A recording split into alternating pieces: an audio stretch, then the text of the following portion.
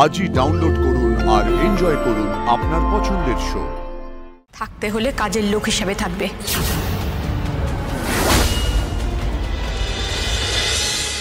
ওরা মেয়ে ফেরত নেয়নি, আমাদের সাথে করে নিয়ে চলে আসতে হয়েছে। আরে মামার বাড়ির আবদার নাকি? নেয়নি মানে? আপনারা জোর করে রেখে আসতে পারেননি? মা, জোর করে রেখে আসতে গেলে আমার প্রাণটা চলে যেত। সেটা কি খুব ভালো হতো? গ্রামের সব লোকেরা একটাই কথা বলে যাচ্ছে, রাত্রিবেলায় বাড়ি নিয়ে গেছে। মানে রাত্রিবেলায় জানার পর আমরা কেন ওদেরকে জানাইনি? আমাদের ভুল, তো সেই মাসুল আমাদেরকে দিতেই হবে। আর মাসুলটা হলো বিয়ে করে বইয়ের সম্মান দিতে হবে। মানে আবদার করার কোনো জায়গা পায় না। এদের আবদার না ঘুচিয়ে দিতে হয়। পুলিশকে বলবো, এবার পুলিশও বলবে একে সারা রাত কেন ফেরত দেননি। আরে আমার চেনা এক পুলিশ অফিসারকে গাড়িতে আস্তে আস্তে ফোন করলাম, সেও তো এক কথা বলল যে রাত্রে যখন বুঝতেই পেরেছিলেন তাহলে আমাদের ইনফর্ম করলেন না কেন? আর ওনাকে কি করে বোঝাবো যে মেয়েটা তো কোনো কথাই বলেনি? তারপরে বলছে যে তাহলে মেয়েটাকে বাড়ি পাঠিয়ে দিলেন না কেন? কি বলবো, চেনা লোকে যদি এইসব কথা বলে তাহলে অচেনা লোক আর কি বলবে?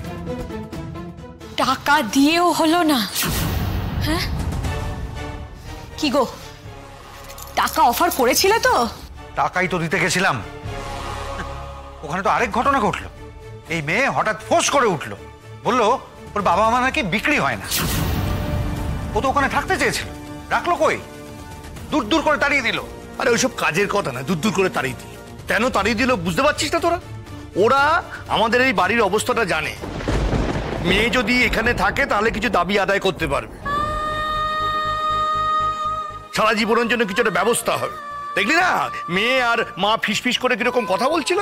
ওই মেয়ে বলছিল যে আমাদের বাড়ির অবস্থা কিরকম, আমাদের অবস্থা কিরকম, এখানকার অবস্থা কিরকম, এইসব বলছিল মাকে। বলবে না? এখন কি করণীয় সেটা বলো। মেয়েকে তো ফিরিয়ে নিয়ে চলে এলাম, এখন তো মেয়েটাকে এইভাবে রাখা ঠিক হবে না। কি বলতে চাইছো তুমি? আমি অন্য কারোর বিয়ে করা বউকে নিজের বউ সাজিয়ে ঘরে ঘুরে বেড়াবো? কেন বউ সাজিয়ে ঘুরে বেড়াবে কেন? বউ সাজিয়ে ঘুরে বেড়ানোর তো কোনো প্রশ্ন নেই। তুই তোকে বিয়ে করিসনি।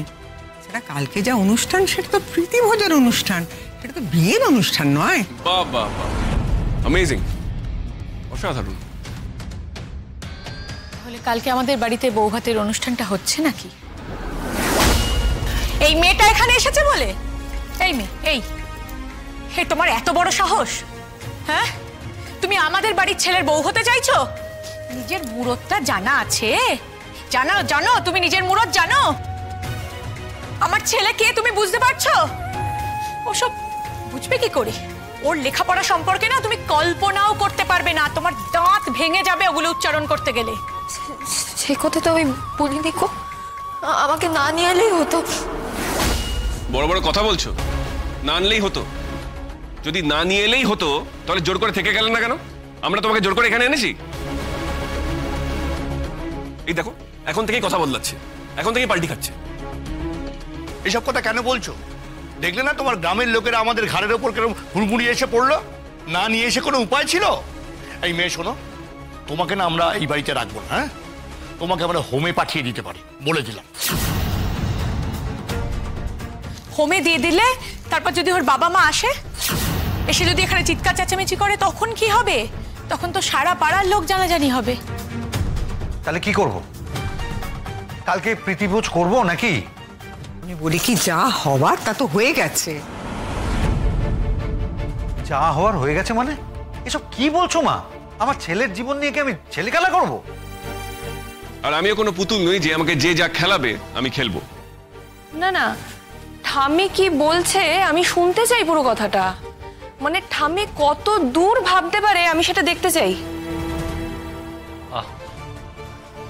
প্লিজ তুমি বলো ঠাম্মি, বলো তুমি। আমি বলছি যা হওয়ার তা তো হয়ে গেছে। ফেরত যখন নিয়ে এসছি তখন হোমে দেওয়া হবে কি? কোথায় দেওয়া হবে? তার ইচ্ছের বাইরে হোমে দেওয়া যাবে কি? হোম থেকে তার বাবা মার সাথে যোগাযোগ করলে তারাই বা কি বলবে? সে অনেক সমস্যার ব্যাপার। কি ভুল করেছিলাম রাস্তা থেকে কুড়িয়ে এনে হসপিটালে নিয়ে গিয়ে ট্রিটমেন্ট করিয়ে সুস্থ করে এখন তার মাসুল গুনছি। শোনো দাদু ভাই, একটা কথা বলি। আমি একথা বলিনি যে ওকে তোমায় বিয়ে করতে হবে। আমি বলছি আমাদের আমলে অনেক ছেলে মেয়ে আশ্রিত হয়ে থেকে লেখাপড়া শিখে বাড়ির থেকে বেরিয়ে গেছে, এখন তারা নিজের পায়ে দাঁড়িয়ে গেছে। এই মেয়েটাকে আমরা এখানে রেখে লেখাপড়া করাই? না, থাকতে হলে কাজের লোক হিসেবে থাকবে।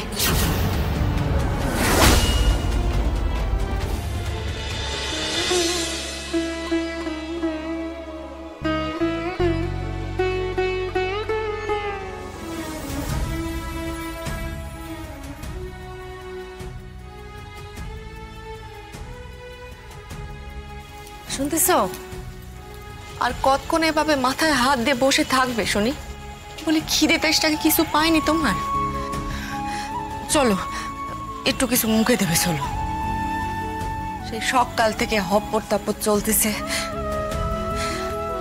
বলি নাওয়া খাওয়া ভুলে শোক করলি। ভেতর করে যা, তো এখান থেকে যা, যা তুই যা।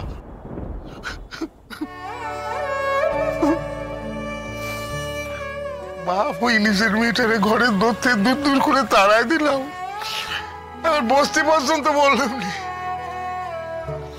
বাপ হয়ে নিজের মেয়ের পাশারের মতো ব্যবহার করলাম আমি। এখন তুই বলতেছিস খাওয়ার কথা, সে মেয়ের পেটে কিছু পড়েছে কি না পড়েছে, আর বাপ হয়ে আমি এখন কান্ডে পিন্ডে। না গো না, সে মানুষগুলোরে দেখে কি তোমার তেমনটা মনে হলো? তারা সব বদ্দর ঘরের লোকজন, নেকা পড়া জানা। তারা কি আমাদের মেয়েটারে না খাইয়ে রাখবে? মাথার ওপর ঠাউর আছে না, আমার লাজুরে তারা ভালো রাখবেন, দেখো তুমি। একবার মাত্র চোখের দেখা দেখি তাদের সম্পর্কে এত কিছু জেনে গেলি? অধ্যন্য কাজ ছোট কি গায়ে নেখা থাকে? থাকে নে। তাদের ধরন ধারণ দেখি তো মনে হলো না মেয়েরে তারা মাথায় তুলি রাখবে। পথে ঘাটে ফেলে না দিক ওই ঝি চাকরে দশা করবে ওর।